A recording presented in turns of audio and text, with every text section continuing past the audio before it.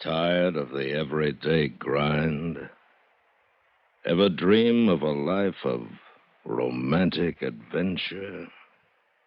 Want to get away from it all? We offer you Escape.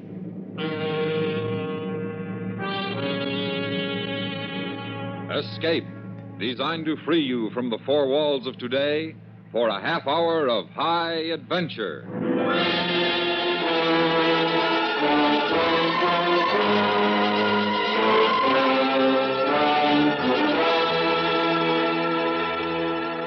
You are on a barren island off the west coast of Mexico. Your only companions, a lovely Indian girl and a half-crazed treasure hunter who have condemned you to die. Listen now as Escape brings you E. Jack Newman's gripping tale of a strange adventure, Gringo.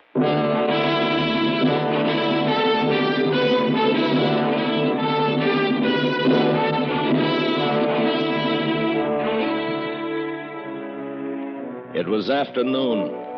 The dust and the heat and the smell of Salina Cruz were at their best when I walked into the cantina.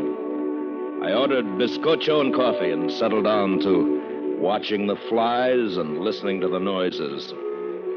I hadn't been like that 2 minutes before the guy in the dirty white suit, the one who'd been standing at the end of the bar, walked over, pulled up a chair. American, huh? Yeah, that's right. Me too. I guess we're the only ones in town. This is an out-of-the-way place even for Mexico, isn't it? It seems to be. Marshall Rhodes is the name. I'm from Minneapolis. I saw you bring that schooner in this morning. I didn't get your name. Jim Canavan. You don't mind if I sit here with you? All right, what's the pitch? No? How could you see me bring in my schooner? There's no window in back of that bar over there. Yeah, I guess I have been hitting it up a little bit lately. Happens sometimes when you get stuck in these places, you know. Yeah, sure, I know all about it. You came here to get away from your wife, study the customs, write a book, and to love the ladies, huh? The party's over now and your dough's run out. The local government won't let you work and you're broke. Am I right? Mr. Canavan, I know we just met, but you're an American, too, and you know this is no place to be broke. All right, mister, we've had our conversation. Huh? Goodbye. Well, you won't give a fellow American a... Sorry I bothered you. You didn't bother me. Why, you can't... Here, buy yourself a drink and be somebody. I've met your kind, too, Mr. Canavan. Someday, someplace, you'll get chopped down to the size you really are. Are you gonna do it, Rummy? Be careful in here, Mr. Canavan. You're just new. I've got friends. He is right. What? Buenas tardes, Senor Rhodes. Who are you? Ramon Chavez. Here, Mr. Rhodes. This is a loan. Thanks. Thanks, Mr. Chavez. See you later. What are you, Chavez? Police? No, nothing like that. Mr. Rhodes is very deteriorated, true, but his analysis of you seemed most accurate. You have very little humanity about you. Look, Mr. maybe I was Canavan. too tough with Rhodes. Maybe I'm sorry, but I don't want to hear about it from you. I am looking for a bargain with you. Look, friend, your English is pretty good, and I just bet you can talk your way in or out of practically anything. But let me tell you this. Now, wait. I am here to make a bargain. I am offering you something. You're offering me what? Treasure, Mr. Canavan? No. Well, what is it? A lost ship? An undiscovered gold mine? All of those things, if you like, and more. Oh, sure. Mr. Canavan, in some respects, we are similar. Still, I had hoped for a more cooperative partner. What are you talking about? I don't even know you. But I know you have a boat. I saw it. And I have heard of you. During your stop in my country, you have accumulated a reputation for bluntness. And you know I mean what I say, and I'm saying that you... I mean what I say. Now, be smart and listen. 40,000 American dollars. 40,000 American dollars. So long, Chavez.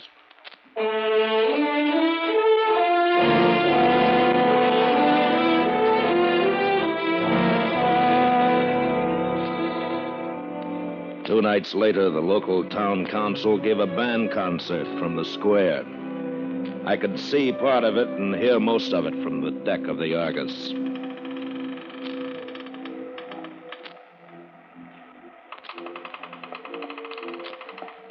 Hello, Gringo. What?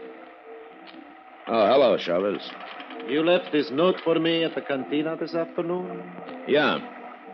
Come aboard. I got to thinking about your proposition. Bargain. About your bargain.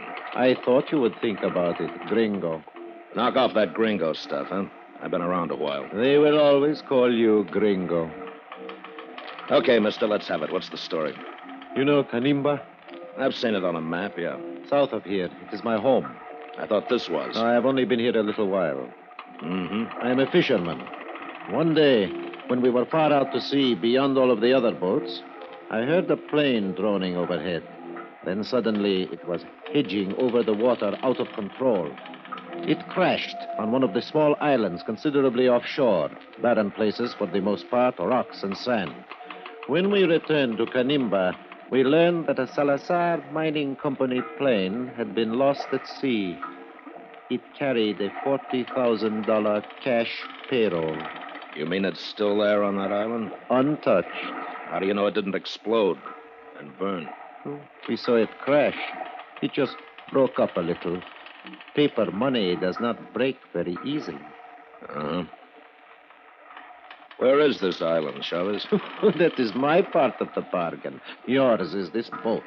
You said we. Who else is in on this? No one. The man who helped me on my boat was anxious to report what we had seen to the authorities when he learned it was a Salazar mining plane. He thought there would be a reward in it. I killed him.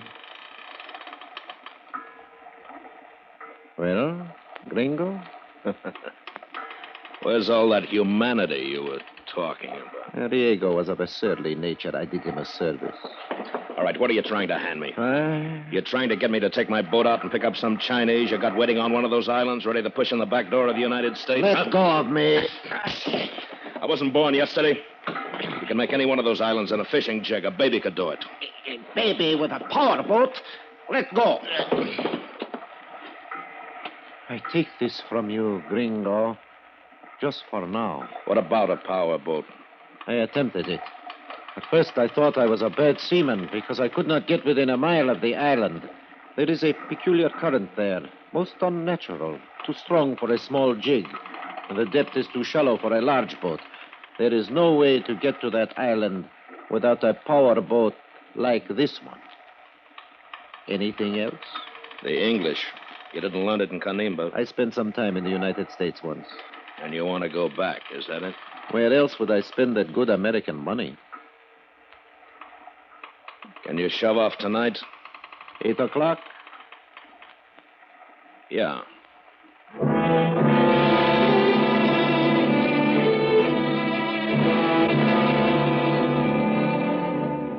I spent the rest of the day laying in stores and fueling up.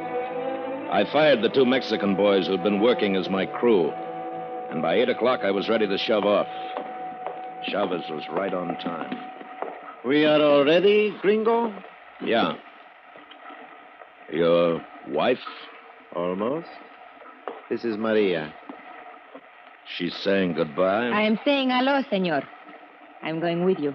I thought no one else knew about this. What is it, a 3-way split? I will pay Maria from my share. She is a good sailor. We can use 3 hands. I didn't figure on a woman being aboard. Well, then, figure on it, Gringo. Come on. Want to get those lines? Sure.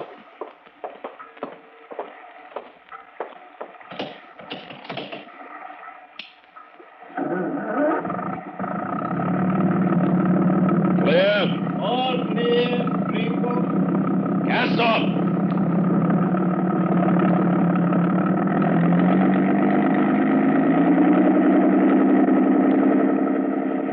I can take it. You sure? My father owned one of these in Acapulco.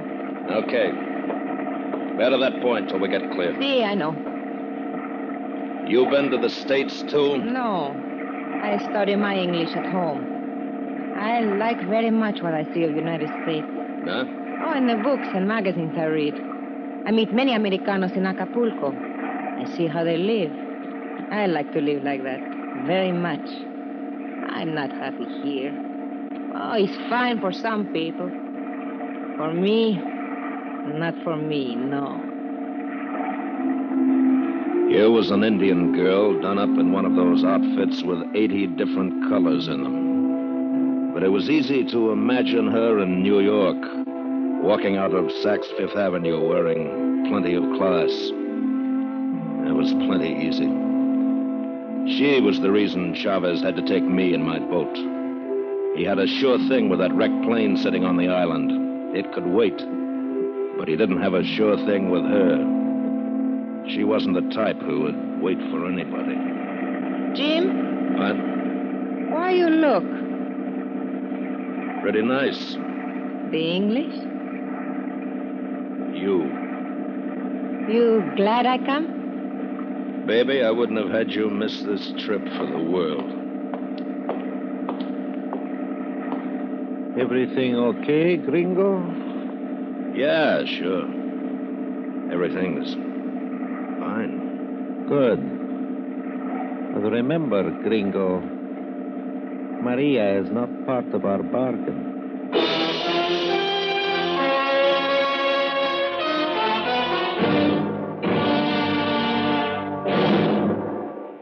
We will return to Escape and tonight's story, Gringo, in just a moment.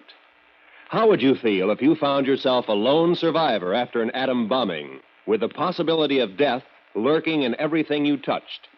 Hear Richard Widmark in just such a situation on Suspense.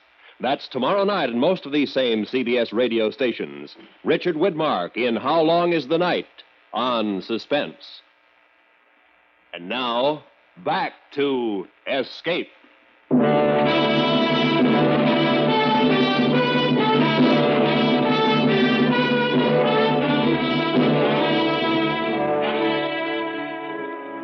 Once we cleared the harbor, we cut the engines and hauled up the canvas.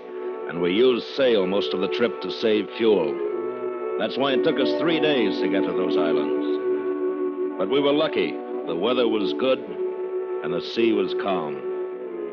Both Maria and Chavez knew their way around the schooner, so we took turns standing watch. I liked it best when Chavez was at the wheel. You are very funny, Jim. Sure. Look, Maria, when this is all over with, what happens, huh? Oh, Ramon and I be married, go to live in United States. Huh? You may have to wait a long time.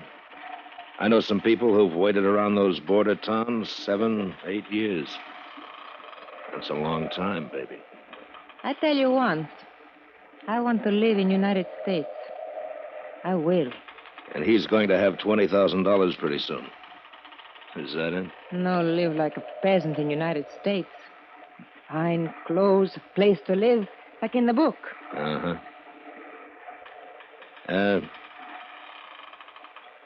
Suppose I took you. You? Yeah, sure, me.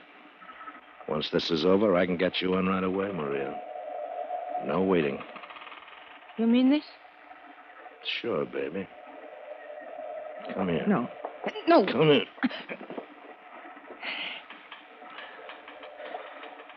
Now, how about it?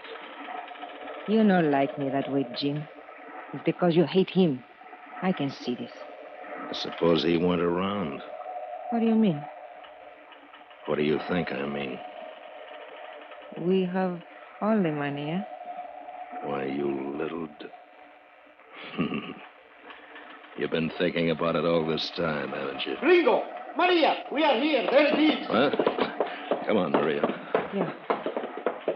There. Over there. Beyond that point. Here, let me have those glasses. The middle one. See it? Yeah. Yeah, I can make it out okay. Hey. What? The plane. It's right there. 200 yards off the beach. Nothing around it. What? I tell you, Gringo is there waiting for us. It sure is. It sure is. Get those engines going.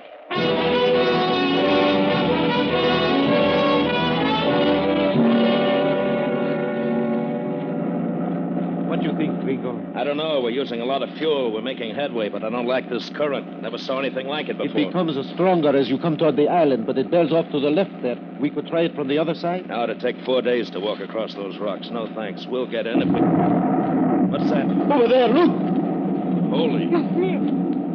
What is it? The world gone crazy? No. No. Something under the water's trying to get up. A volcano? Yeah. I saw one down in Tahiti once, just breaking through. No wonder there's a current here. How long does it take, Gringo? 20,000 years. Or 20 minutes. Can we get to the island? We can't if we don't get blown up. Maria, See, Jim. head us straight in now.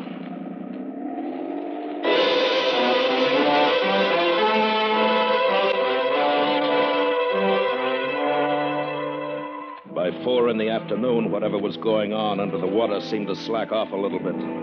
At least there weren't any more explosions. We were 100 yards offshore when we dropped anchor in about 15 feet of water.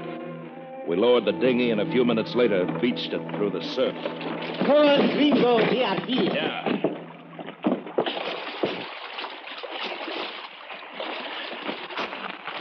I watch the boat.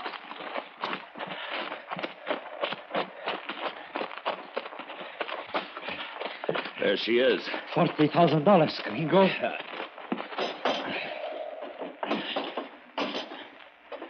Must be in the compartment. Sure. Give me a hand, will you? Here. Okay. Yeah. That's stuck. Can you get your fingers under the bottom from there? I try. See. All right, I'll pry from here. Harder. Harder.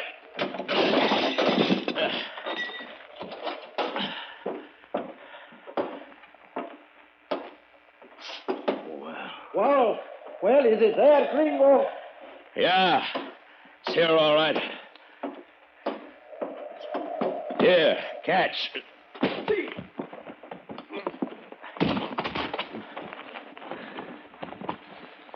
Locked. Wait a minute. Here's my knife. Good.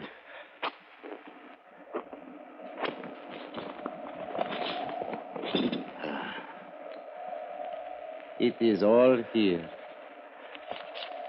I told you it was a treasure. Yeah. Yeah, we better get out of this place. Looks like it might blow up. It is. And you are going to be with it.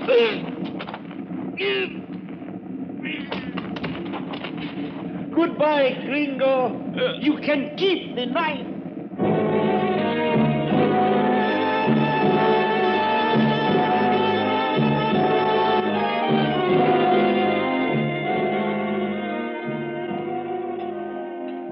You are hurt bad, Jim.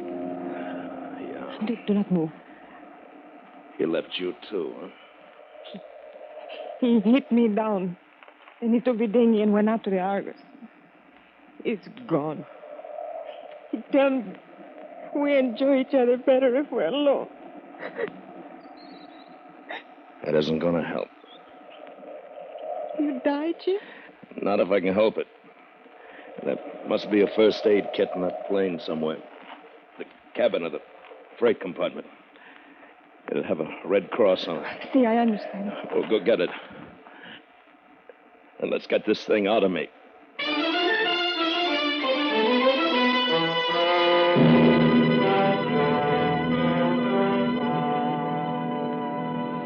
It is better now, Jim? Yeah. That knife must have bounced off a rib. Or I'd be dead now. What happened to us now, Jim? Yeah, we gotta get help. Make flares, signals. Maybe we... radio. That plane must have a radio in it. Here, help me up, will you? Jim, you walk? I walk or I lie here and die. Come on. Come on. Oh, be careful. The stitch you're making is not too good. Now, get me over to that plane.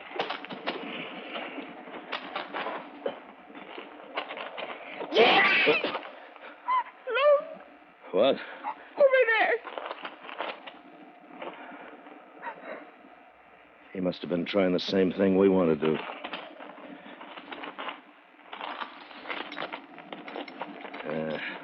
All the tubes are busted. And him? He's no good either, baby. Who was this? Probably the pilot. He sat here and starved to death trying to work that busted radio.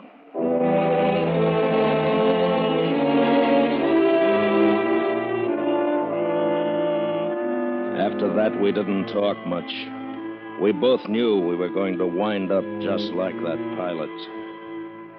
That first day, I just stretched out on the sand and dozed off. Maria sat with her back to a rock looking out to sea. Every now and then, some water would boil up offshore, and we'd hear those rumblings. That night, she built a fire, and we sat there and looked at each other over the flames. All my life I dream. I tell myself, someday you go to America with a fine, handsome husband and live there. Wear pretty clothes. Oh, I want this very much. Maria, I'm sorry I got you into this. What? I wanted you because you belong to him. No other reason. See, it's been this way all my life. I take. I won't let any other man be better than me. See? And they're all better now. You know, a few days ago, a bum on the beach, a guy without anything, told me that I'd get chopped down to size someday. Well, he was right. I'm down to size now. Jim, I too have been this way all my life. I know what you feel now. We are the same kind. Yeah. Maria? Yes? I'd really take you to the States. I'd buy you the best clothes they had on Fifth Avenue. I'd be proud to walk in any place with you and say you were my wife. You love me? That's what they call it, I guess. Jim, I love too. Oh, Manta.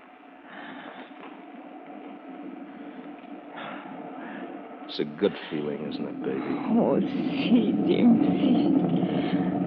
The world explodes around us and we surely die, but we help each other, Jim. It's not so bad then. No, Maria.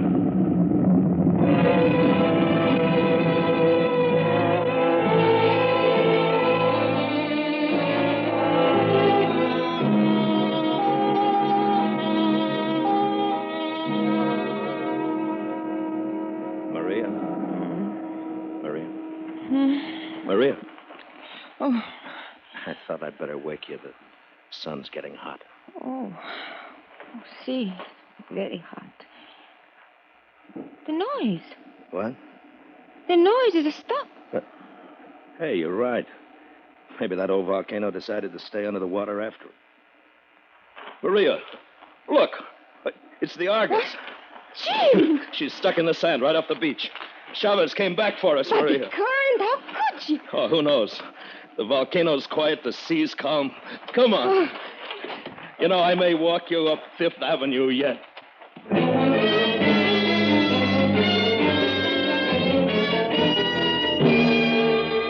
Don't ask me how we got across that beach and waded out to the Argus. I don't know myself, except that Maria had to half carry me and push me, but we did get aboard. All the sails were furled against the main. The main flapped loosely, the heavy boom free to swing. Ramon! Ramon! Jim, he's not here. He did not come back for us. No. Schooner drifted in alone. Beached us. Jim, look! What? The money statue. Oh, it's all here. But where is Ramon? Maybe when he tried to handle the mainsail alone, he got knocked overboard. We'll never know, poor devil. All right, Maria, go up forward and start the engines.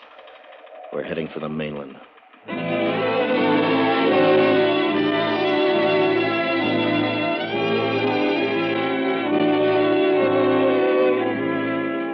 By the time we anchored the Argus in the bay at Salina Cruz, Maria was more like her old self.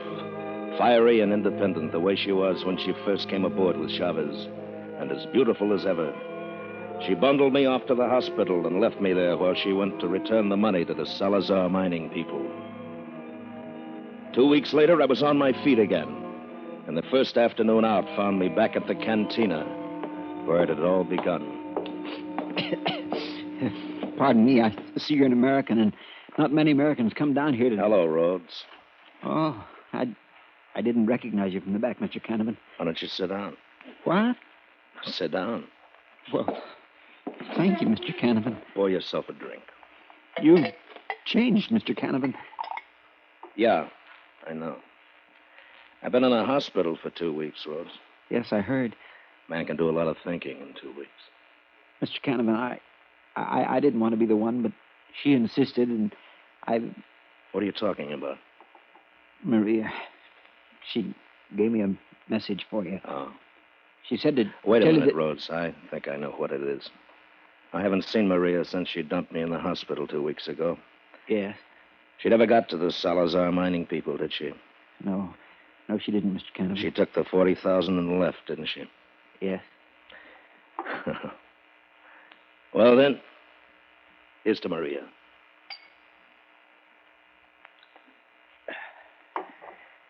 And you know something, Rhodes?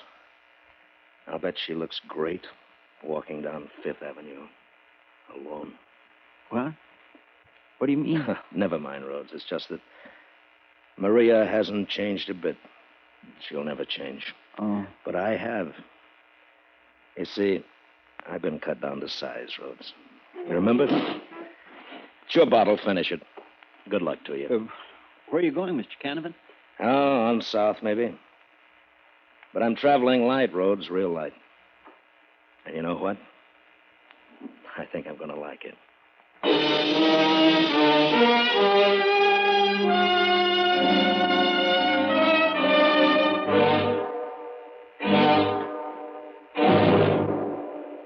Under the direction of Norman MacDonald, Escape has brought you Gringo by E. Jack Newman, starring William Conrad. Featured in the cast were Edgar Berry as Chavez, Lillian Bayef as Maria, and Parley Bear as Rhodes. Editorial supervision is by John Meston, and the special music for Escape is composed and conducted by Leith Stevens. Next week... You are adrift in a native canoe somewhere off the Solomon Islands. Ahead of you lie the unknown terrors of native savagery. And closing in on you is a white man whose gunboat will smash you to the bottom of the sea. So listen next week when Escape brings you John Russell's classic story, The Price of the Head.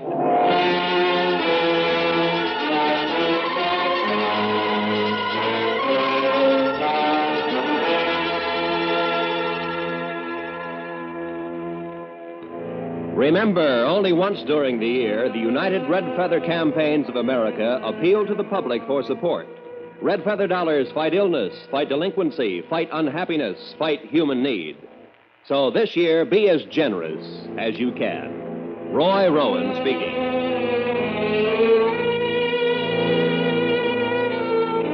This is the CBS Radio Network.